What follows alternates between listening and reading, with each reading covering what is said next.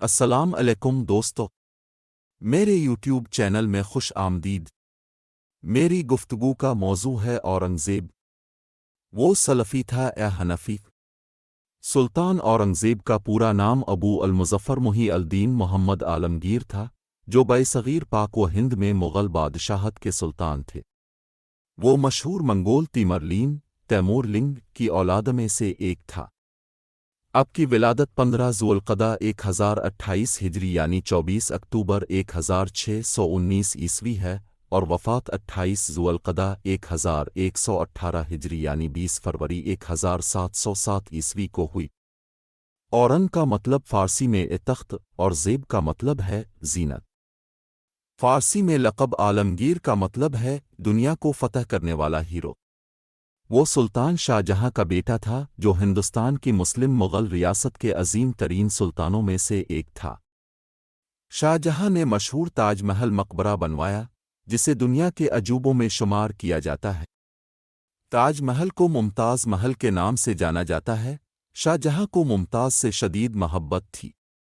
ممتاز کی موت کے بعد شاہ جہاں حکومت کرنے کے قابل نہیں رہا، چنانچہ اس کے بیٹے سلطان ابو المظفر اورنگزیب نے اپنے بھائیوں کے ساتھ لڑائیاں لڑیں اور اقتدار پر قبضہ کر لیا، جبکہ اس کے والد زندہ تھے۔ سلطان اورنگزیب دوسرے مغل بادشاہوں کی طرح نہیں تھا، وہ ان سب سے بہتر تھا۔ وہ ایک عالم، متقی اور شاعر تھے۔ چھوٹے موٹے مسائل میں حنفی مسلک کی پیروی کی۔ اپنے عظیم کارناموں میں سے انہوں نے بدعت اور خرافات کا مقابلہ کیا۔ اس نے موسیقی سننا اور گانا چھوڑ دیا، حالانکہ وہ دونوں میں ماہر تھا، اور اس نے بت پرستی اور بدعت کی تقریبات کو ختم کر دیا۔ اس نے زمین کو سجدہ کرنے اور چومنے کے رواج کو بھی ختم کر دیا، جو اس سے پہلے حکمرانوں اور بادشاہوں سے پہلے کیا جاتا تھا۔ اس نے حکم جاری کیا کہ لوگ اس کا استقبال اسلام کے سلام سے کریں۔ وہ ہے السلام علیکم۔ اور شاید یہی وجہ ہے کہ اسلام سے نفرت کرنے والے کچھ مصنفین نے اسے ایک جنونی قرار دیا۔ یہی وجہ ہو سکتی ہے کہ کچھ لوگ اسے سلفی مانتے ہیں، اور ان تمام معاملات میں وہ بلا شبہ سلفی تھے، لیکن حقیقت میں وہ مسلک کے لحاظ سے حنفی تھے۔ ان کی سوانح عمری لکھنے والوں میں سے بہت سے لوگوں نے کہا کہ وہ صوفی تھے۔ اللہ اس کے اور اس کے عقائد کے بارے میں بہتر جانتا ہے۔ اس کے بارے میں ہم یقینی طور پر کچھ بھی نہیں جانتے ہیں۔ ان کی سوانح عمری میں جو چیز سب سے زیادہ مشہور ہے وہ ان کے اعمال اور ان کی خوبیاں ہیں، جیسے ان کی عبادت میں لگن، سنت اور مذہب سے وابستگی۔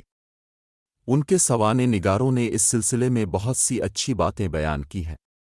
اگر ہم اس میں اضافہ کریں تو اس کی بدعت اور خرافات کے خلاف لڑائی، رافضی سٹیٹلیٹس کو ختم کرنا، اور اس کی بدعت اور مشرکانہ تقریبات پر پابندی۔ اس سے واضح ہو جائے گا کہ وہ ایک ایسا حکمران تھا جو عزت و تکریم اور خیر کی دعاؤں کا مستحق ہے۔ اس نے اپنے دور حکومت میں سلف کے طریقہ کار کا عملی اطلاق کیا۔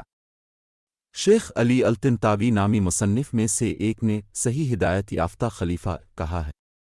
شیخ علی الطنطاوی نے اپنی کتاب رجال من التاریخ صفحہ نمبر 277-237 میں ان کی ایک اہم سوانح عمری لکھی ہے، جس کا اختتام اس نے یہ کہہ کر کیا کہ اللہ نے اسے دو کام کرنے کی ہدایت دی جو اس سے پہلے کسی مسلمان حکمران نے نہیں کی تھی۔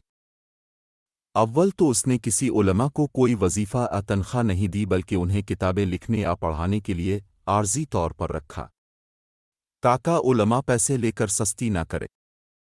اس طرح اس نے دو برائیوں کا خاتمہ کیا، یعنی ناحق پیسے لینا اور علم کو روکنا۔ دوم، وہ پہلے شخص تھے جنہوں نے شرعی احکام کو ایک کتاب میں مرتب کیا جسے بطور قانون لیا جائے۔ چنانچہ اس کے لیے ان کی ہدایات پر اور ان کی نگرانی اور نگہداشت میں فتوے مرتب کیے گئے اور اس کتاب میں لکھے گئے۔ اس لیے ان کے بعد اس کتاب کو الفتاوی العالمگیریہ کہا گیا، اور الفتاوی الہندیہ کے نام سے مشہور ہوا۔ اسلامی فقہ میں احکام کی سب سے مشہور کتابوں میں سے ایک اور سب سے زیادہ منظم کاموں میں سے ایک۔ رجال من التاریخ کے مطابق صفحہ نمبر 236 سلطان کے سوانے نگاروں میں سے ایک ابو الفضل محمد خلیل بن علی الامرادی ہے، جسے انہوں نے صوفی قرار دیا۔ اس نے انہیں اس وقت کا ہندوستان کا حکمران بتایا، مومنوں کا حکمران اور رہنما، مسلمانوں کا ستون اور محافظ، اللہ کی راہ میں لڑنے والا بندہ، وہ عظیم عالم صوفی جو اللہ کی معرفت رکھتے تھے، بادشاہ جس نے ایمان کی حمایت اور دفاع کیا اور اسلام کی حمایت کی اور ہندوستان میں اس کا جھنڈا بلند کیا، اللہ کے کلام کو اعلیٰ بنانا۔ اس نے جزیہ جمع کیا، اس نے بڑی فتوحات کیں اور ظالموں کے خلاف مہم شروع کرنے سے باز نہیں آیا۔ جب بھی وہ کسی علاقے کی طرف جاتا تو اسے فتح کرتا، یہاں تک کہ اللہ تعالیٰ نے اس کی روح قبض کر لی جب وہ جہاد میں مصروف تھا۔ اپنے تمام وقت اسلام کے مفادات اور رب العالمین کی عبادت میں گزارا، روزے رکھ کر، رات کو نماز پڑھ کر اور دیگر عبادات کیں۔ زیادہ تر بادشاہ وہ نہیں کرتے جو اورنگزیب نے کیا تھا۔ یہ اللہ کا فضل تھا کہ وہ جسے چاہتا ہے عطا کرتا ہے۔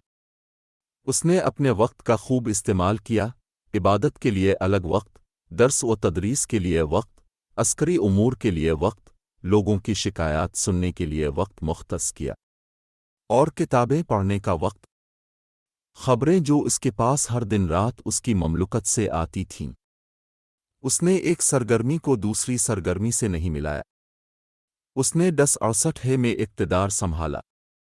اس نے غلط کاموں اور ناجائز ٹیکسوں کو ختم کیا، اور اس کی حکومت شاندار تھی۔ اس نے ہندوستان کے بیشتر مشہور بادشاہوں کو قید کر لیا اور ان کا ملک اس کے تابع ہو گیا۔ اس کے لیے دولت اور زمینیں جمع کی گئیں، لوگ اس کے دائرے میں آ گئے۔